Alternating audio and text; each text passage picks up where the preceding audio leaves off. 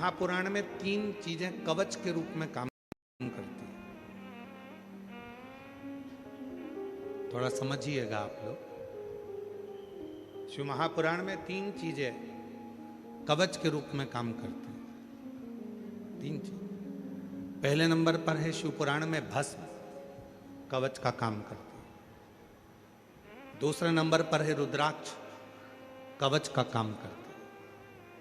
और तीसरे नंबर पर है भगवान शंकर पर चढ़ी हुई बेलपत्र या शिवजी पे चढ़ा हुआ जल हमारे शरीर में कवच का काम करता है।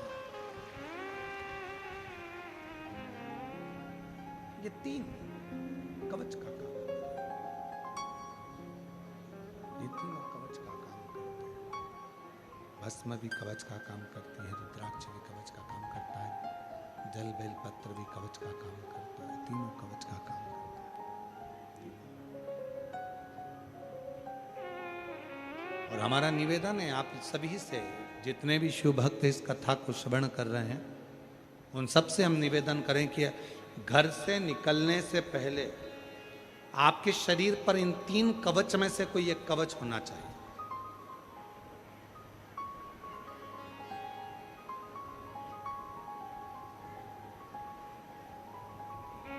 घर से निकलने से पहले अपने शरीर पर ये तीन कवच में से एक कवच धारण होना चाहिए। या तो हमारे गले में रुद्राक्ष हो, या हमारे तन पर कहीं पर भी भस्म लगी हो, या हम जब घर से निकलें तो एक बेलपत्र अपनी जेब में हो, या भगवान शंकर पे चढ़े हुए जल को हम पीकर आचमन कर कर या प्रोक्षण कर कर अपने घर से निकलें।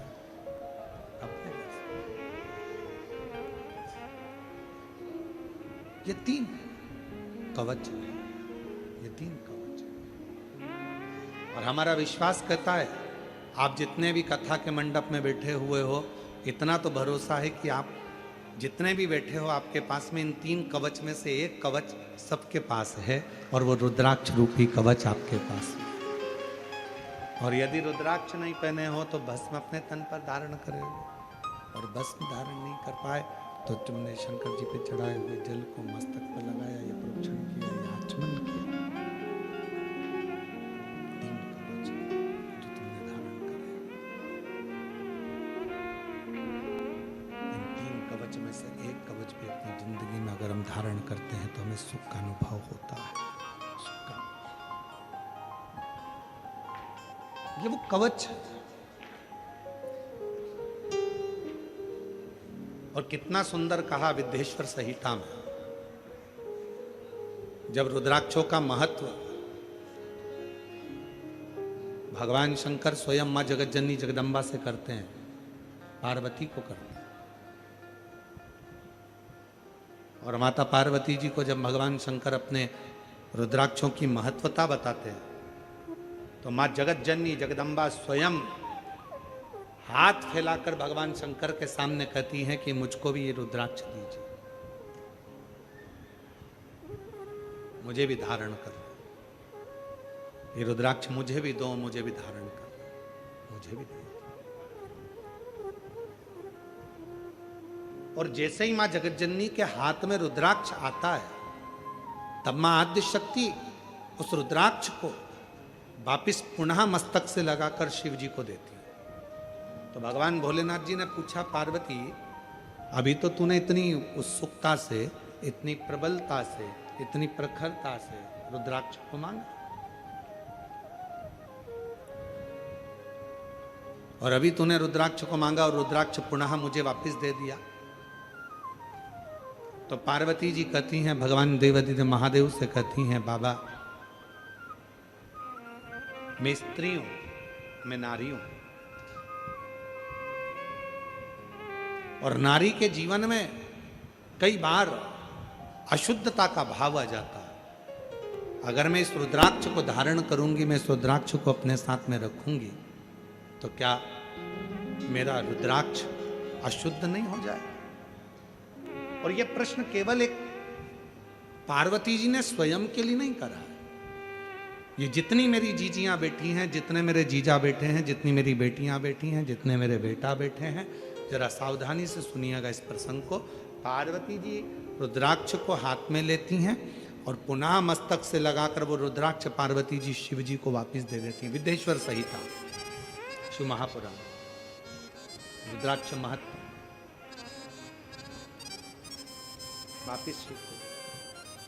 शिव जी ने कहा अभी तो तुम इस रुद्राक्ष को पाने के लिए इतना इतना प्रयास कर रही थी,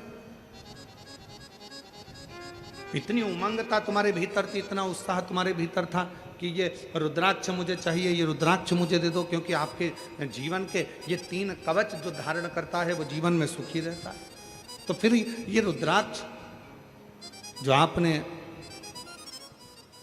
मुझे दिया पार्वती जी, फिर सिर से लगाकर मुझे वापस क्यों कर दिया?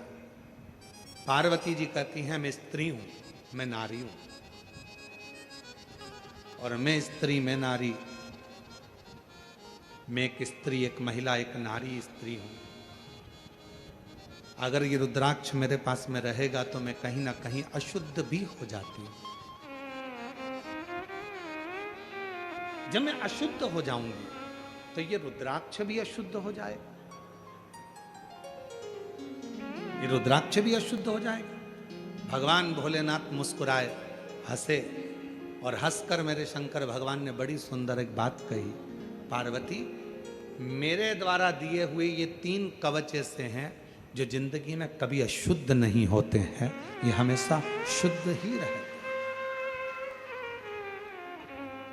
ये मेरे द्वारा 3 कवच ऐसे हैं जो कभी अशुद्ध नहीं होते, ये हमेशा शुद्ध ही रहते। और इसका काम है, अगर कोई अशुद्ध हो भी गया, मान लो किसी ने अशुद्धता धारण भी कर ली, तो भी ये कवच उसे शुद्धता प्रदान करता है, ऊर्जा प्रदान करता है। तो मैं नारी होकर इस रुद्राक्ष को धारण कर सकती हूं। और हम आपसे निवेदन करें, माता पार्वती जी का, महागौरी का अगर स्वरूप का दर्शन आप करेंगे, मां कात्यायनी के स्वरूप का यदि आप दर्शन करेंगे, मां कुष्मांडा का यदि आप दर्शन करेंगे, मां स्कंदा का यदि आप दर्शन करेंगे, 9 स्वरूपों में कई माता के ऐसे स्वरूप हैं जिन स्वरूपों का यदि आप दर्शन करेंगे तो उन स्वरूप में आप दर्शन करेंगे कि माता के गले में और हाथ में रुद्राक्ष की माला पड़ी हुई है। रुद्राक्ष का क्या मैं नारी होकर इस रुद्राक्ष को धारण कर सकती हूं? हां, यह शुद्धता प्रदान करता है, शुद्धता का भाव। कई लोग ऐसे हैं जो कहते हैं गुरुजी बेलपत्री का वृक्ष हमारे आसपास में तो नहीं है, पर बेलपत्री का वृक्ष शमशान में है। शमशान में 4 बेलपत्री के वृक्ष लगे हैं, हम वो बेलपत्री को तोड़कर लाकर क्या शिव जी को समर्पित कर सकते हैं? अरे भाई, शिव महापुराण की कथा कहती है, रुद्राक्ष, शिव पे चढ़ी हुई भस्म और बेलपत्र, शंकर का चढ़ा जल, गंगा जल, ये कभी अपवित्र नहीं होते, ये पवित्र की पवित्र हैं और कवच का काम करते, कवच का कार्य, ये अपना कर्म करते। इनमें पवित्रता का भाव है, इनमें अपवित्रता का भाव नहीं है। अब कई माताएं कहती हैं, क्यों गुरुजी हम जब रजोधर्म से हो जाते हैं, रजस्वला हो जाते हैं, तो क्या हम भगवान का कोई नाम जाप, कोई नाम स्मरण, कोई भजन, कोई कीर्तन, कोई नाम जाप नहीं कर सकते? क्यों नहीं कर सकते?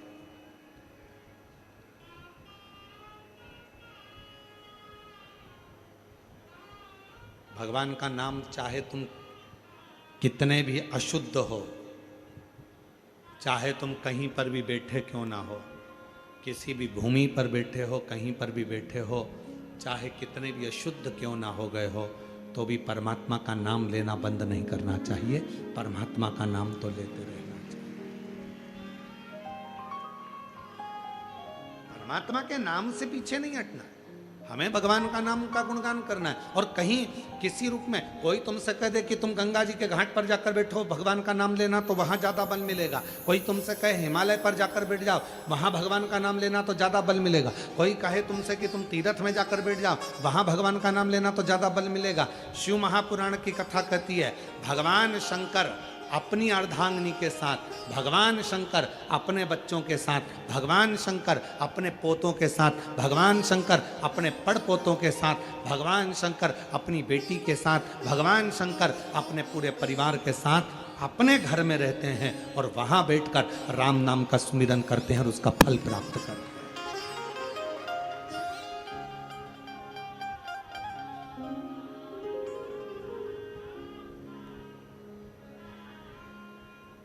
सबसे बड़ा आश्रम होता है गृहस्थ आश्रम। घर में रहकर भजन करना कठिन है।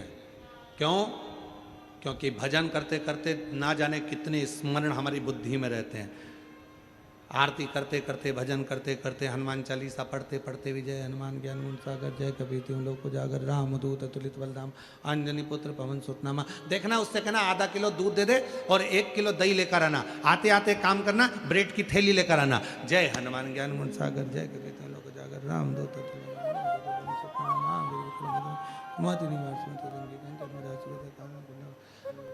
वो काम वाली आई कि नहीं आई, उससे बोलना झाड़ू लगाते लगाते इधर तक आ जाना और बर्तन पूरे साफ कर कर पीछे की ओर रख देना और उससे कहना कि वो वाइपर पड़ा है उसको उठा के मार देना। जय हनुमान ज्ञान जय।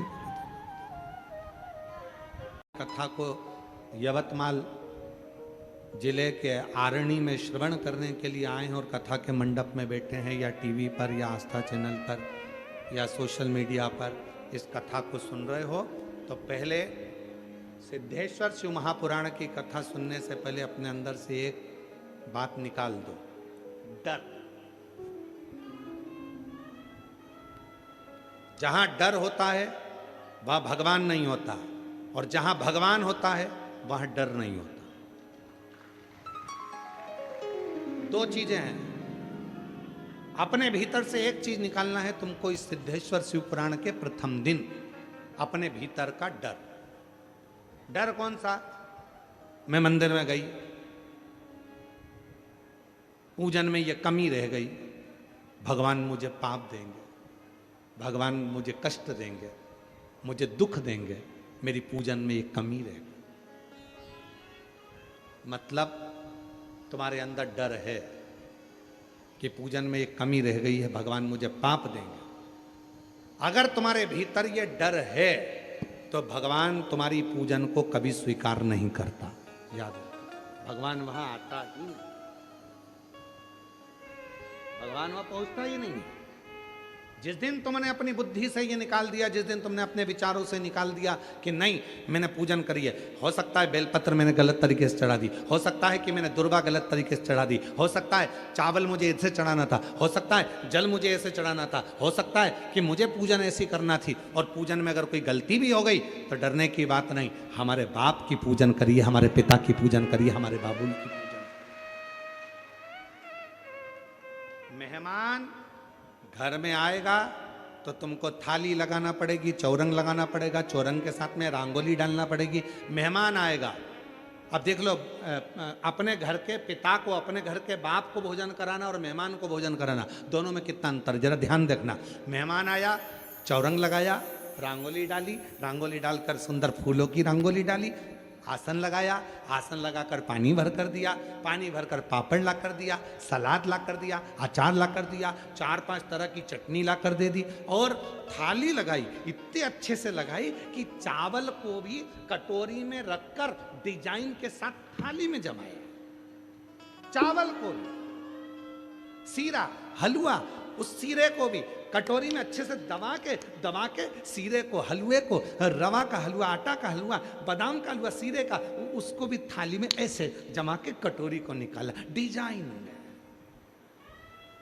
अचार भी डिजाइन में, छोटी कटोरी में, नमक भी छोटी कटोरी में, बड़ी कटोरी में खीर, चम्मच को भी 4 बार पोंछ के रखी। क्यों? मेहमान आए हैं, गलती नहीं होना चाहिए। मेहमान आए, गलती होगी तो मेहमान क्या कहेंगे? जाकर 10 जगह पर बात करेंगे, और ना जाने कितने सारे शब्द सुनाएंगे, ना जाने कितना शब्द कहेंगे, ना जाने कितना ताना देंगे। और मेहमान को तुमने खाना खिलाया बड़े प्रेम से, अच्छा कालीन, आसन, भस्म शुद्ध है, रुद्राक्ष शुद्ध है, शिव पे चढ़ा हुआ जल शुद्ध है, स्वीकृत है।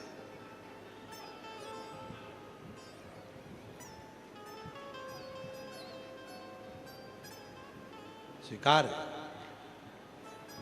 कई लोग भ्रम में डालने के लिए कह देते हैं कि शंकर जी पे चढ़ा हुआ जल नहीं पीना चाहिए। तो हमारा निवेदन है कि जो कहते हैं कि शंकर पे चढ़ा हुआ जल नहीं पीना चाहिए, तो हमारा निवेदन है कि उनको मरते समय गंगा जल भी नहीं पीना चाहिए, क्योंकि वो भी शंकर पर चढ़ा हुआ है।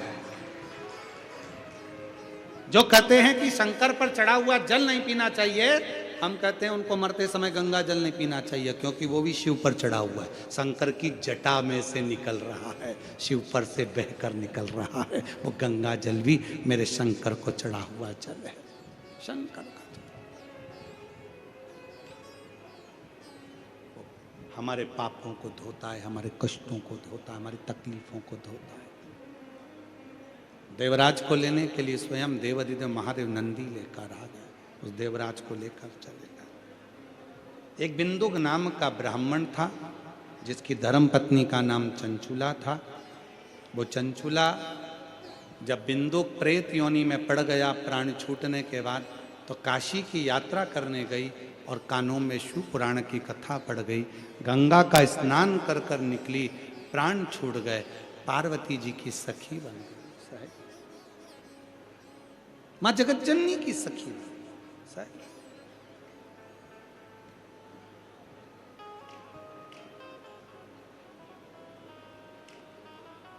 और पार्वती जी की सहेली बनकर रहने लगी, पर मौन थी, चुप थी, कुछ बोलती नहीं थी। एक दिन मां जगतजननी जगदम्बा अंबा पार्वती जी ने पूछ लिया। कभी कभी भाग्य होता है, किस्मत होती है जो अपने आप कार्य करा देती है। जैसे आरणी यवतमाल वालों का भाग्य है कि कथा की शुरुआत सोमवार की प्रदोष से हुई है।